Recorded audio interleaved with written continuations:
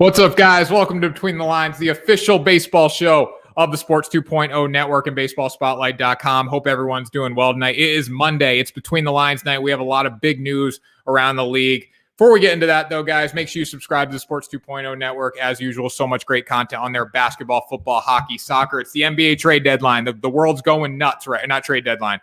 Thinking baseball, NBA free agency. My guest tonight is a huge basketball guy. So I just got basketball flying through my head because he was talking my ear off about basketball in the pre-production meeting.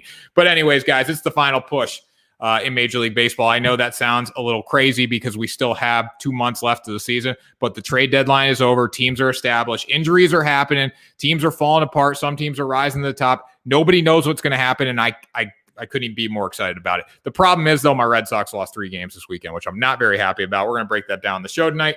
Sugar House Sportsbook promo. Use code SPORTS20 for a $250 deposit match in New Jersey. I say it all the time, guys. The short porch is back. It's back in full effect tonight. Right about now, we got Anthony Rizzo coming to the plate in the Bronx. Everybody's going to go crazy there tonight. If you were in New Jersey, put a bet on the Yankees tonight. $250 deposit match. Sugar House Sportsbook in New Jersey. All right. Final push begins tonight. I am joined by Grant Mitchell. Grant Mitchell, one of the best content creators at the Sports 2.0 Network. We're almost at 1,000 subscribers. I think it's solely because of Grant Mitchell. I'm going to bring him on right now. My man, hey. Grant Mitchell joins the show. How you doing? It's my first time on the show. I'm fired up. I'm excited to be here. I made it up to the big leagues. This is the big leagues. When you talk about the origins of the Sports 2.0 Network YouTube channel, Between the Lines was right there. I started the show by myself, and it was consumed by the network. This is the big time, Grant. I hope you're ready for this. This is prime time. Like you said, we got Rizzo ripping the ball out in the ballpark right now, but we're on air, so who cares? That game probably has no viewers. It's Between the Lines time. There you go. I mean, so first of all, I'm going to say one thing to the listeners. We got a lot of people on right now. If you're watching this, put us on the television and put the Yankees on your phone because they don't mean a damn thing right now. But if you are in New Jersey, make sure you put a bet on the Yankees with Sugar House Sportsbook, best sportsbook in New Jersey. All right, Grant, let's get into this. We're going to start with the MLB power rankings because I love the power rankings some weeks. I hate them other weeks. I think the MLB.com writers don't know a damn thing about baseball half the time because of their power rankings. Let's throw it up. I think they did a pretty good job this week. We got Dodgers coming in at 1, Giants 2, Astros 3, White Sox 4, Rays 5, Red Sox 6, Brewers 7, Padres 8, Athletics 9, and Mets 10. This is based off the trade deadline, too, so we got to factor that into the equation. Yankees fans, don't go crazy right now. I know you guys swept the freaking Marlins. Congratulations. Big deal. But, Grant, off the top, what do you think about this right away? Well, off the top, power rankings in baseball can be deceiving. You know, it's not like football where there's only 16, now 17 games. So as things fluctuate week to week, that is a fair representation of what's going on. In baseball, you know, a team might go 0 for 5, 0 for 6 in 1 week, and they could still be the best team in baseball theoretically. So power rankings can be a little deceiving, but I actually do really like this list. Dodgers, I wouldn't put the Dodgers number 1 based on recent results. But if you're just looking at, you know, they have been good. I don't think they've been the best team recently. But if you look at what they did at the deadline and you sort of forecast that into what's to come, then absolutely they're the number 1 team in baseball. I like the Brewers at 7. I think they might continue to move up past the Red Sox if the Red Sox aren't careful because they obviously got swept and it wasn't pretty. Sox at 4. We like to hate on the Sox because they're in what you call the Cupcake Central. But they've been playing good baseball. I like their moves at the deadline. So I think this is a pretty fair list. I mean, I got a lot of respect for the White Sox now. I know I say they play in the Cupcake Central, and I do still think that their schedule is going to get the best of them when it comes playoff time. But you look at the White Sox right now. I mean, how about saying, hey, we want to go out and win. We want to go out and win. You go get Craig Kimbrell. You already got a freaking all-star closer in Liam Hendriks. So that was a really ballsy move to me. What the White Sox did. I give them a lot of credit. Just their whole deadline. It was very efficient. Very nice job there. Now you look at the Dodgers at 1. I love the Dodgers there because they're the Dodgers and they're better than you. That's what you need to know. Obviously getting Max Scherzer, Trey Turner, the new favorite, as you brought up to me. I didn't even realize that. Trey Turner is probably going to be the new favorite to win the NL MVP. We'll break that down a little later. I like the Astros at 3, White Sox at 4. I mean, you look at what the Astros have done against the White Sox this year. I think that's fair to put them there. Rays 5, just under the radar team that always seems to win. They should be ahead of the Red Sox. Grant, I got a question before we talk about these power rankings. I got a question for you. Are the Red Sox going to be hosting the Yankees in the American League wildcard game this year? It's difficult because I feel like you and I, maybe a week or two ago, we really hit that point in the season where we said to each other, okay, the Red Sox, they're not lucky. They're not searching for an identity. They are actually a good team now. They found different ways to win, whether it was dominating in the division, coming from behind against top opponents.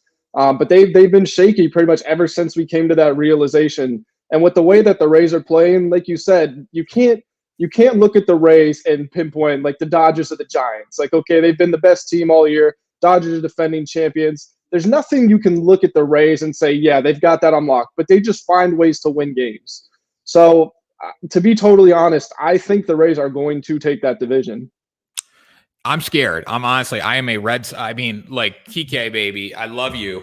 I love you, Ralphie. I love you all these Red Sox. I love them so much. But the problem is I'm watching them this weekend and I'm starting to get worried. Honestly, this weekend was a wake up weekend for us because it was that kind of weekend that showed we really needed a pitcher. We needed to go out. We needed to get that pitcher. And on top of that, you know what? We didn't hit the baseball. We left 10 runners on base. And that's going to be okay. You're going to have games like that. We were 0 for 6 with runners in scoring position on Sunday. But still, like, the Rays made the plays when they needed to make the plays. They made the pitches when they needed to make the pitches. And they hit the ball when they needed to hit the ball. And we didn't do that this weekend. So I am scared because that's what the Rays do. They just consistently win games. Honestly, right now, I believe in Boston. I want them to win the division. I am rooting for them to win the division, obviously. But I look at the Rays and they just look like the stronger team right now, which kind of scares me. Here's the thing, Tanner. For the past couple of weeks, you've been saying the Red Sox are the best team in baseball. Some of it's in jest, but some of it was the fact that they were right up there with the best record in baseball. But if you're looking ahead to October, you got to have that one pitcher who is going to give you 6, 7, 8 innings, 1 run max. And that pitcher is not on the Red Sox roster. If you are expecting them to make it to the World Series, they don't have a guy that can go shut down the Dodgers for 7 innings, and do it consistently every time they need it. And I think, like you said, they needed a pitcher at the deadline. It turns out Max Scherzer could have been available. Instead, you got a different national, Kyle Schwarber. So I think they messed up there. When I found out Max Scherzer was willing to go to Boston, because originally I just thought he was like, I want to go to the West Coast. That's it. I only want to go West Coast. When I found out he was willing to go to Boston, we didn't get him. I was very angry because it didn't even look like we tried to get him. And Kyle Schwarber doesn't do anything for me. Great. He's another power bat. Great. He's not making a difference. For the Red Sox, and you look at what the Red Sox have done all year, they have not won because they're pitching. The pitching hasn't been good. I mean, G-Money, Garrett Richards has a 500 record. I think he's 6-6. He doesn't deserve to have a 500 record with a 5 ERA.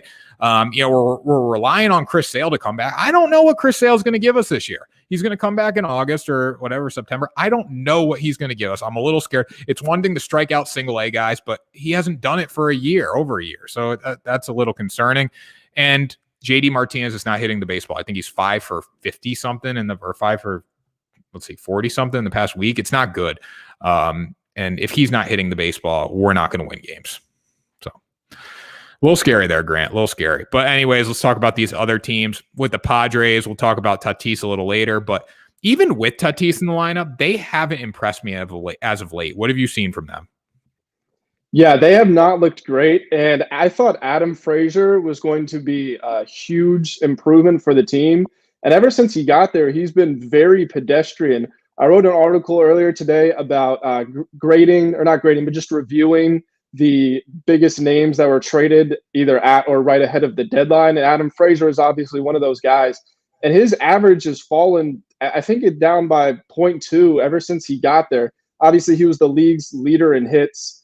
I don't have the numbers in front of me, but I think he might be under 200 or close to the bottom of 200 since he's gotten to San Diego. So I think that's a big part of it. Tatis's injury, that's never going to help anything. But yeah, they haven't looked great. I didn't think they would ever catch the Giants or the Dodgers, but I thought that they were in a situation where there's not a lot of pressure or expectations on them, even though, this was supposed to be their year and they are a very good team. But just with the Dodgers and Giants ahead of them, who's going to say the team in third place has a bunch of pressure to win the division? Nobody. So I thought they kind of had a free hit at going for the pennant, and they're going the opposite way. Yeah, definitely. So as the power rankings, they detail a lot. They show us who's good and who's bad, but the Padres are falling. I want to break down the wild card here. Let me pull this up on the screen.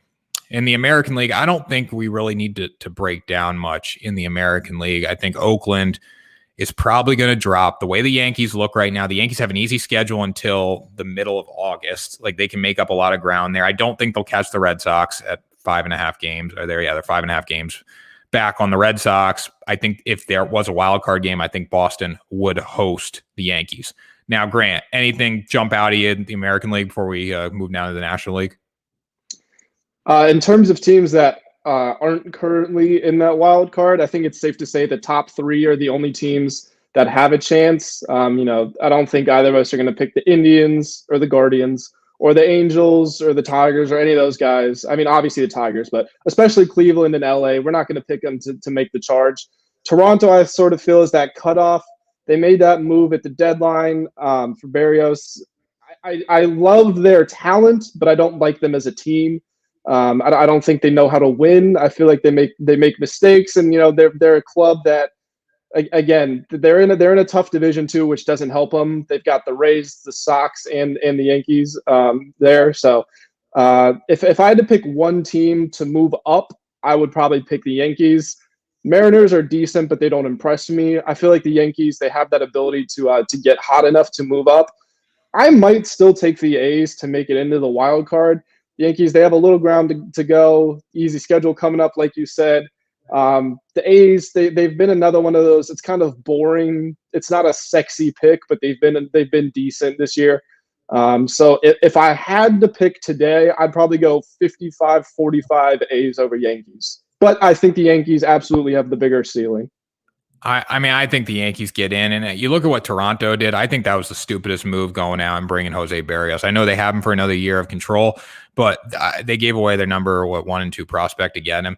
That was not a good move on their part, because they're not good. They're not a playoff team this year. They're not. They have a great lineup. I just don't think they're there yet, especially you see what the Yankees are doing. All right, so let's move down to the National League. Now, realistically, let's be realistic here. The Dodgers are going to win the pennant. They're going to win the National League West 100%.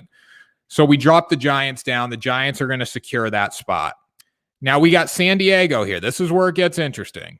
The Reds are 4 games back of San Diego. St. Louis, forget about them. None of these teams really matter. And when you think about it, does Cincinnati really matter? That's my question to you, Grant. Does Cincinnati give the Padres a run for their money now if Fernando Tatis is out for the rest of the year?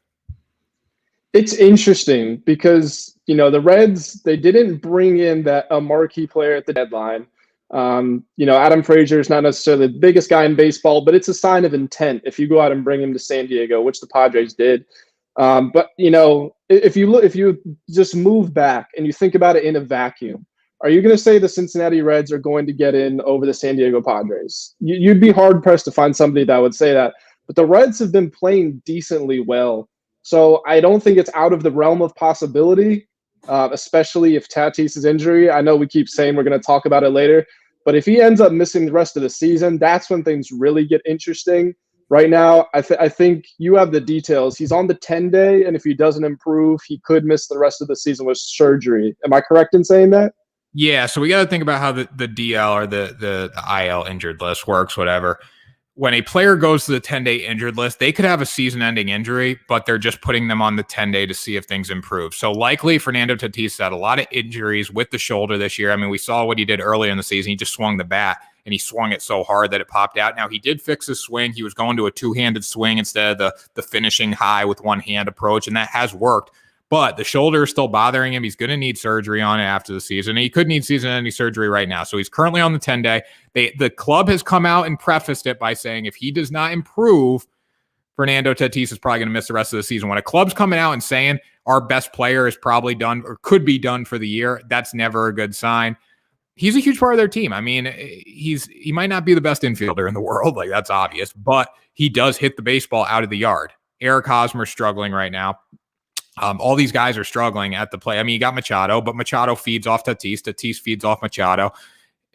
I don't know. I mean, 4 games is going to be hard for that team to blow. But again, they're playing in the West. You're going to have to face the Giants more this year. You're going to have to face the Dodgers more this year. The Reds play in the NL Central. Not a good division. You only got to deal with the Brewers there. So I don't know. The Reds are missing Castellanos too still right now, I believe. So what do you think, Grant? Without Fernando Tatis, do the Reds get in?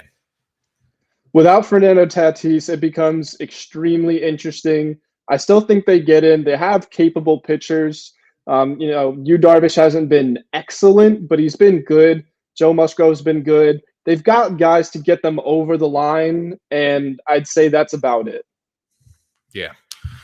I don't know. It's going to be an exciting race. I don't want to see Fernando Tatis miss the rest of the season because he's good for baseball. Like that's what and you know what? If he misses the rest of the season, Shohei Ohtani is just going to go to the moon. But have you noticed something, Grant? They haven't talked about Shohei Ohtani as much lately. You took the words out of my mouth. As soon as the All-Star break ended, Shohei Ohtani, I don't know if I've seen him in one headline.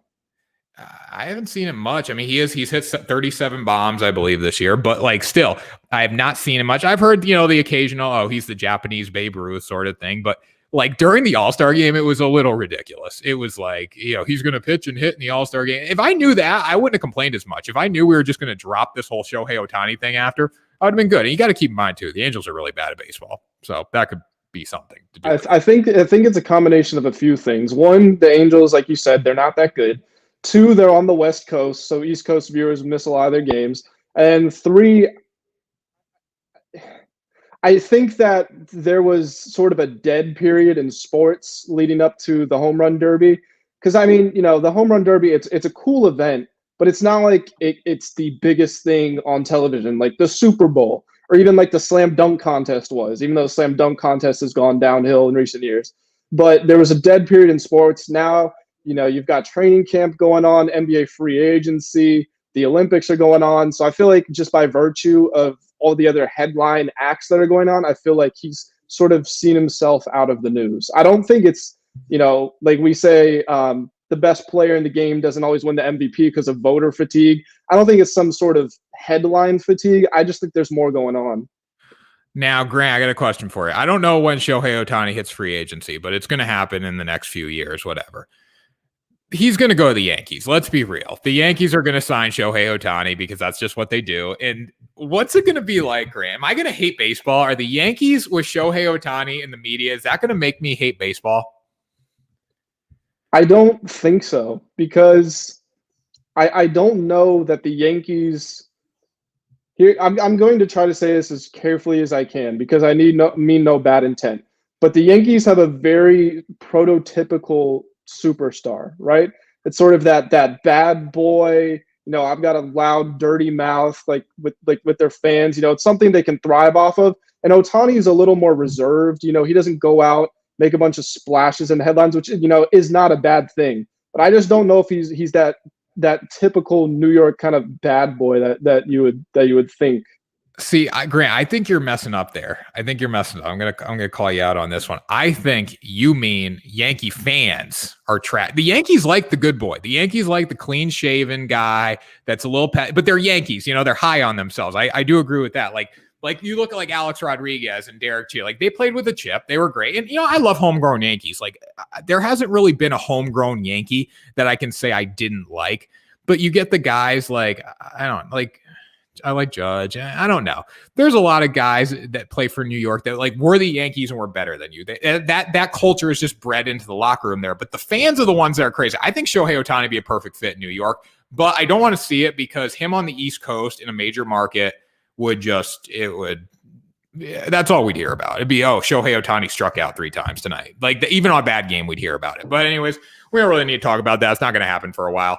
Trey Turner is the new MVP favorite, likely because Jacob freaking DeGrom is out until probably middle of August, I think it was. Middle of August, September. No, September, middle of September. He's not going to throw till the middle of August, which is bad. It's bad for baseball. But do you think Jacob DeGrom still has a chance to win this MVP if he comes back and he pitches strong in the playoffs? If Jacob DeGrom comes back and he brings his ERA under 1 for the season, even if he misses a huge chunk, I think it's impossible to not give it to him. And Trey Turner's had an excellent season. You figure his stats are going to get even better now that he's playing with the Dodgers. He's got all that talent around him. But I mean, Trey Turner, if we're saying he's the new favorite, and I brought that up, that was my thought. I thought Trey Turner was the new MVP favorite. You're right. You were right. But he was in nobody's top three. There was a clear-cut top three. It was DeGrom, Tatis, and Acuna.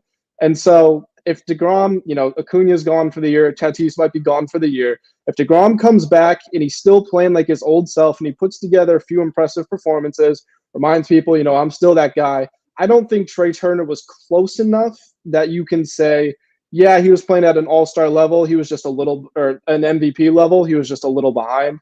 I feel like you have to say, yeah, excellent season, but, this is Jacob deGrom's. Yeah, and if I said if he pitches well in the playoffs, obviously playoffs aren't supposed to factor into MVP voting, but you can't tell me they don't. I mean, if Jacob deGrom comes in, he pitches well in the division round or the wild card, whatever, they're not going to win the wild card. They're going to be, if they win, they're going to win with winning the division. But if he pitches well there, he's the favorite. I mean, what he's done this year has been insane. Trey Turner's been very good, obviously. He's going to only be better in LA. He's going to be on a World Series team or NLCS team. But I just can't imagine you not giving this to Jacob deGrom. But Jacob deGrom right now, plus 3,000 on, I think it was on PointsBet Sportsbook and Sugar House, I'm sure has him at the same thing. So I don't know. That could be a good bet. That could be a good bet. Listen, if you've got $20 to throw down at plus 3,000 on the guy with a 1.0 ERA, absolutely. Go do it. Whatever money you don't mind losing, if it doesn't work out, throw that down. Definitely. All right. So we're going to go to Anthony Rizzo and the Pinstripes. I think this is worth bringing up because as much as, like I said, I love homegrown Yankees. I'm a fan. There's not many homegrown Yankees I didn't like. Most times, though, when people get traded into New York, they like Giancarlo Stanton, they become something else, right? They become someone I don't really like. We look at Anthony Rizzo. It's hard to not like this guy in the Pinstripes. I mean, what he's done so far has been outstanding in his past 3 games. 3 wins over Miami. He's gotten 5 hits, 2 home runs, 3 RBIs. He's walked 3 times. The dude's legit. He looks good. He will probably be there after the season. The Yankees are going to sign him. His wife's from Connecticut. He's from New Jersey or in that area. He's going to be a Yankee most likely for long term. I love it. I think it's awesome for baseball. Grant, what do you think?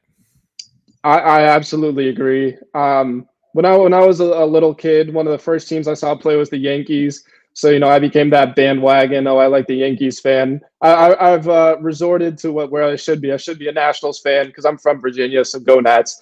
But, when you think about where players belong, you can say a lot of players belong in New York just because they're, the biggest market and they've got one of the best histories. But Anthony Rizzo, he just looks great out there. It feels like when that trade came through, we were live on a show together. When that trade came through and we said, yeah, that works. That belongs. He should be there. Hopefully it's not a rental. Hopefully he's there for a while. You can market that guy. You can win around that guy, and he's very rarely going to let you down. See, it's, like I said, I think he's going to be in New York long term because I think the Yankees are going to spend the money, but he's also a great fit in Boston. Because the Red Sox in the offseason, they need to go out and they need to get a first baseman. So I could see them going after him. He was drafted by the Red Sox. It's New England, it's Northeast. It's either going to be Red Sox or Yankees, I think. Or he could go back. He could go back to Chicago. You never know. Chicago's probably going to make a move for either him or Bryant.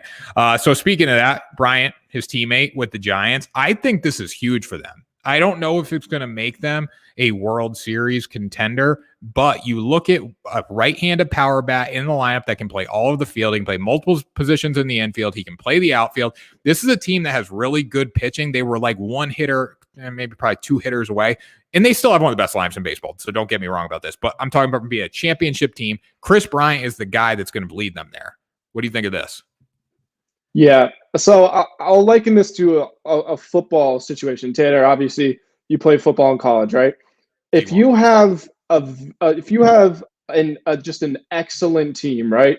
Yeah, excellent, and you bring in another, like think about the Tampa Bay Buccaneers.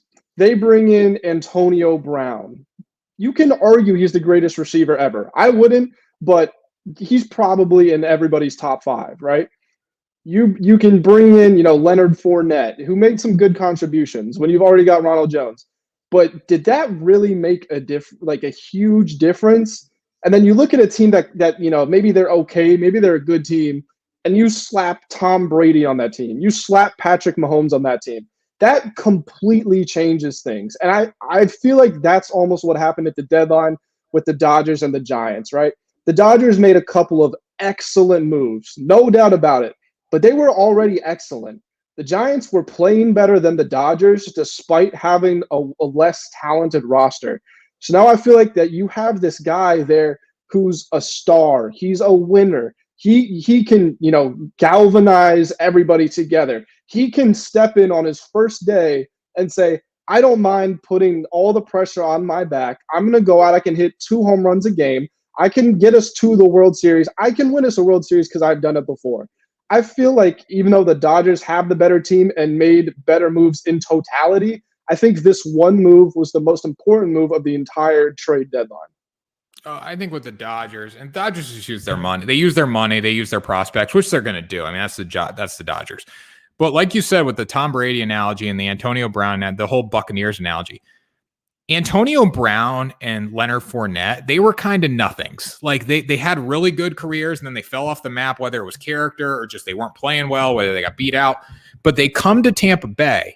In Tom Brady's culture, like that mentality, a winning mentality just factors through that place. And that's why the Buccaneers won the Super Bowl. Yes, did they have a very good team? Hell yeah, they did. But you know what? It was that winning mentality would push Tampa Bay over the edge, right? We bring in Chris Bryant to San Francisco. This is a team that nobody believes in. I don't believe in. I think a lot of people don't believe in that. I believe in them to get in. I don't believe in them to win the World Series. But that's got to bug you a little bit. And, you can take it 2 ways. You can say, hey, this is a chip on my shoulder and we're going to go out and we're going to prove everyone wrong, which they have done. But it's also got to bug them too when the Dodgers are 3 games back and they're number 1 in the power rankings just because they went out and they got Max Scherzer and they got Trey Turner. Chris Bryant's a guy, I think the biggest thing, like you said, that Chris Bryant brings to the table, it's the right-handed power, it's the great glove, all that, but it's the winning mentality. I mean, there are giants on this team that won the World Series. The core is there from that World Series team. But Chris Bryant's done it earlier, 2016, right? Yep, Chris Bryant has done it. He's a winner, and he knows how to win. He's going to come in and be that leader of that team right away. And that's what you need with Chris Bryant. I think that's what's going to help the Giants ultimately, I would say, earn the wild card, but win that wild card game. And you know what? Like we were just talking about with Rizzo in New York, you can't tell me Chris Bryant doesn't look great in that Giants uniform. And I mean, watching him step in there, it just, the way he carries himself, like we were just talking about, it just looks like he's been there for a few days, less than a week, and he already is wearing that uniform like, I am the guy. I am in charge, and this is my team. I think that's great. I feel like they picked a great player to do it around in terms of character and skill. Yeah, I mean, I hate the Cubs uniforms. I'm going to be honest. I don't like them at all. But I do like the Giants uniforms, and Chris Bryant looks good in them. That's what you need to know. All right, final topic of the night. We're going to end on a little light topic here. Matt Harvey is good at baseball. If you guys didn't know, Matt Harvey, if you watch our show in the morning, Parlay Power Hour, every day at 11:30 a.m. Eastern Time, we break down baseball picks pretty much because that's all we're talking about right now with what's going on. And you got Matt Harvey. Matt Harvey, we call him the Over King, the old Over King. G-Money Garrett Richards is probably the new Over King now. But we look at Matt Harvey throughout the season, has not been very good. I'm going to read you he's still got a 6.2 ERA, Grant. That's amazing. Think about it that way. He has a 6.2 ERA and he has thrown 18 scoreless innings, 18.1 scoreless innings. All right, so we'll go back to Sunday, July 18th against the Royals. The Royals won. He went 6 innings, 3 hits, no runs, 2 strikeouts. Then we go to Saturday, July 24th against the Washington Nationals, 6 innings, 1 hit, no earned runs. We go to the Tigers last Friday, 6.1 innings, 6 hits, 5 strikeouts, no earned runs. What's going on with Matt Harvey? He's pitching. He's starting to pitch. He's not overpowering. He's just actually hitting spots, and he's actually pretty damn good, Grant. What have you seen from our boy, the former Over King? I think I would still, if he's not the Over King anymore, he's got to at least be the Duke of Over or the Over Prince. I'm not giving up on him. He has gone, I want to start with the positives here. 18.1 scoreless innings, like you mentioned. It's been great. He's lowered his ERA from, it was a 7.7 down to 6.2, which, he's dropped it 1.5 points, fair play to the guy. I'm happy for him. Obviously, I don't want anybody to fail because that's as a fan, you want to see everybody do well, even if they're on the other team. But let's bring some reality into this. These 3 games where he's looked pretty good have been against the Detroit Tigers, the Washington Nationals, and the Kansas City Royals. In those 18 innings, he has 11 strikeouts. That's not that impressive. He allowed 6 hits the last time he was out there, and there were 13 fly balls. There were 12 in the game against the Royals where they won 5-0. So people are hitting the ball on him. I feel like, to his credit, he hasn't given up any home runs, or else he would have allowed a run. But people are hitting the ball on him. You can't be a 7.7 ERA guy and go to a 0.0 ERA guy and think, yeah, I flipped the switch. It takes time. If you're actually improving, you go down to a 6, a 5, a 4, a 3. You keep going. You don't just throw a couple scoreless innings or scoreless games and then think you fixed it. Matt Harvey, maybe his 7.7 days are behind him, but I'd expect him to start throwing 5, 6 earned runs in his next few starts. Well, he's going against the Yankees on Wednesday night, so we will see. I might bet the Orioles. The under on Matt Harvey's strikeout totals because he's not pitching for strikeouts, but that's okay. That's what we'd miss, and we don't have that in baseball. All we have is home runs, walks, and strikeouts. That's all we have now. I want to see guys move people over on the base pass like the White Sox do. I don't want to just see the long ball. I want to see pitchers pitch. I want to see just a pitcher outsmart a hitter. That's what Matt Harvey's doing right now, Grant. Don't you ever disrespect Matthew, whatever his middle name is, Harvey. You started the Matt Harvey over King train, and I'm ending it. And I ended it 2 weeks ago. No, last week. I bet on them once, and it was right. You guys are like, oh, I bet on Matt Harvey. Leopards never change their spots. All this bull crap, right? But you know what? Matt Harvey is back. The Dark Knight is back. It's Matt Harvey Day on Wednesday. You should be excited. You know what? I'm going to watch the Yankees on Wednesday to watch Matt Harvey K them up like crazy. And you know what? The short porch my ass. Anthony Rizzo is not hitting a home run on Wednesday night off Matt Harvey. The ball's staying in the yard, Grant. I feel obligated to tell all the viewers out there, Matt Harvey is from Connecticut. Tanner's from Connecticut. There's about 50 people in total state population, so he's friends with all of them. So he has to stick up for them. I understand why you're doing it, but I feel like you should be transparent with the viewers. I love Matt Harvey. I have Matt Harvey roots. My high school has played against his high school in the past, but you know what? That doesn't have anything to do with the Grant. I could be from California.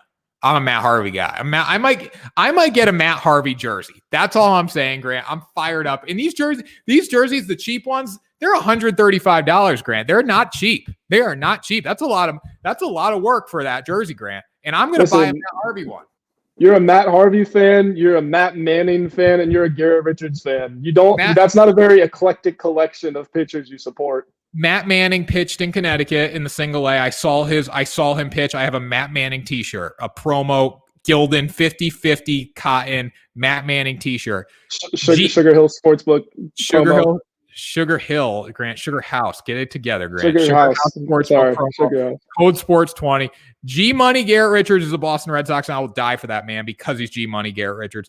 Number 3, who is the third one? Matt Harvey. It's Matt Harvey Day on Wednesday. Garrett Richards. Garrett Richards was the third guy. Okay, I love them all. That's what you need to know. You know what? The Yankees are losing on Wednesday night to Matt Harvey. That's what you need to know, Grant. All right. Subscribe to the Sports 2.0 Network. That was an electric show, Grant. You did a pretty good job for your debut. I think the people. There was a lot of pressure. I stayed up. I was on my laptop all day after our morning show, getting my notes down. So I'm glad it turned out so well. And Grant, we might have to get Grant back here in the future. This was a fun one, guys. Subscribe to the YouTube channel as usual. Sugar House Sportsbook promo, Sports 20, $250 deposit match in New Jersey. Bet on the Yankees tonight. Don't do it Wednesday though, because Matt Harvey's on the bump and he is going to K them up. Grant, final thoughts for tonight's show. Final thoughts. Shout out to Matt Harvey, but your streak's coming into an end soon. All right. Shout out to Matt Harvey. Shout out to the Orioles. Shout out to Grant for joining the show. Got a lot of exciting stuff coming in the next few weeks, guys. So make sure you stay tuned. And we will talk to you on Thursday, Alec Bussey, for our second edition of Between the Lines every week. Monday's better, but still tune in on Thursday. That's what you need to know, guys. Have a good one. We'll talk to you soon.